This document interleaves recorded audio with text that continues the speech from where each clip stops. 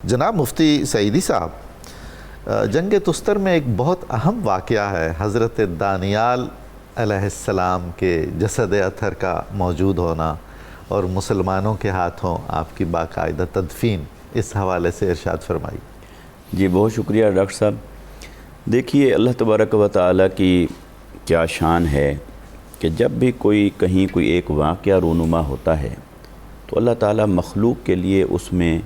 عبرت کے، سبق کے، نصیحت کے بے شمار پہلو اس کے اندر ظاہر فرما دیتا ہے۔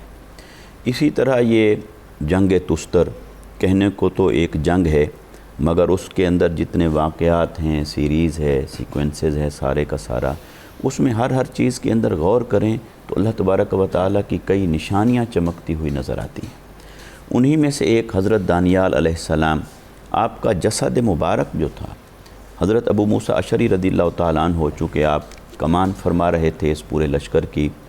جنگ تستر کے اندر حضرت عمر بن خطاب رضی اللہ تعالیٰ عنہ کی طرف سے، تو آپ جب وہاں پہنچتے ہیں تو آپ دیکھتے ہیں کہ وہاں پر ایک بہت لمبی قامت کا ایک جسد مبارک ہے، خزانے میں وہ وہاں رکھا ہوا ہے اور محفوظ طریقے سے رکھا ہوا ہے اور محفوظ ہے اور سلامت ہے۔ حتیٰ کہ حضرت ابو موسیٰ اشعری رضی اللہ تعالیٰ عنہ نے جو خط لکھ کر بھیجا اس میں انہوں نے حضرت دانیال علیہ السلام کے آپ کی شخصیت کا بھی کچھ نقشہ کھینچ کر بھیجا، آپ کے ناک مبارک، قامت مبارک، حضرت عمر فاروق کو خط لکھا، لکھ کے بھیجا کہ بھی یہ ایسے ایک شخصیت ہے اور یہ ہمارے سامنے تابوت میں تشریف فرما ہیں، تو ان کے بارے میں کیا کیا جائے۔ تو انہوں نے پوچھا کہ ان کے ساتھ کیا کیا جائے، تو حضرت عمر بن خطاب رضی اللہ تعالیٰ عنہ نے ان کو بتایا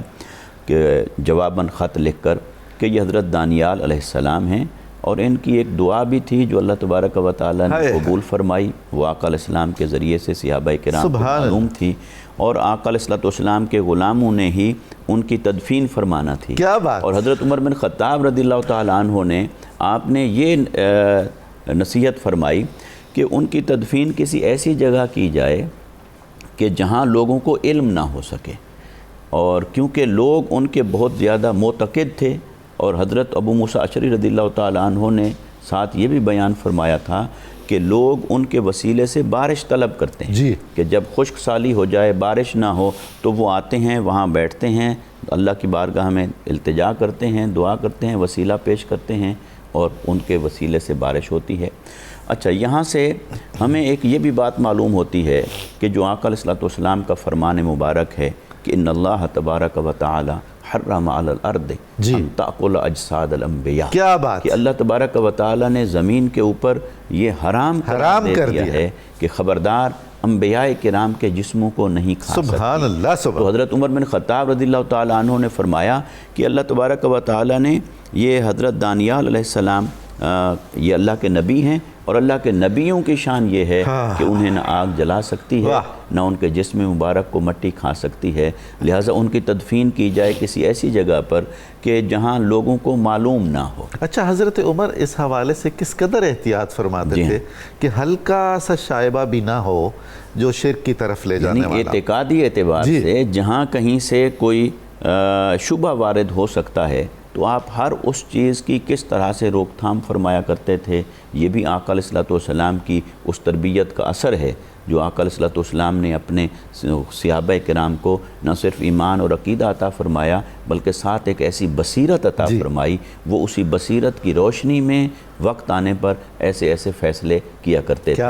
اچھا، یہ پھر اللہ تبارک و تعالیٰ نے ایک تو اس کے ذریعے سے یہ ظاہر فرما دیا کہ انبیاء کرام کے جسم کس طرح سے محفوظ اور سلامت ہوتے ہیں، اور یہ چیز ظاہر ہو گئی۔ دوسرا یہ بھی ظاہر ہوا کہ وہ لوگ بارش میں وسیلہ بناتے تھے حضرت دانیال علیہ السلام کو، اور بارش ہوتی تھی، تو اس سے یہ بھی اللہ تبارک و تعالیٰ نے اس نشانی کو ظاہر فرما دیا کہ انبیاء کرام کے وسیلے سے دعائیں قبول ہوتی ہیں اور حاجات کی تکمیل ہوتی ہے۔ اور یہ بھی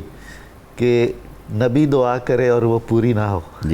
یعنی امت محمدیہ کے ہاتھوں آپ کی تدفین ہو، یہ بھی نہیں ہو سکتا، اور امت محمدیہ کا خیر الامم ہونا، سبحان اللہ، ثابت ہوا۔ سبحان اللہ۔ اچھا، اور اس میں ساتھ ایک یہ چیز بھی تھی جو حضرت ابو موسیٰ اشعری رضی اللہ تعالیٰ عنہ نے لکھ کر بھیجا کہ ان کے سرہانے ایک مصحف بھی رکھا ہوا تھا، ایک کتاب بھی رکھی ہوئی تھی۔ وہ کتاب انہوں نے بھیجی حضرت عمر بن خطاب رضی اللہ تعالیٰ عنہ کی طرف، اور جب وہ پہنچی تو حضرت عمر بن خطاب نے پھر اس کا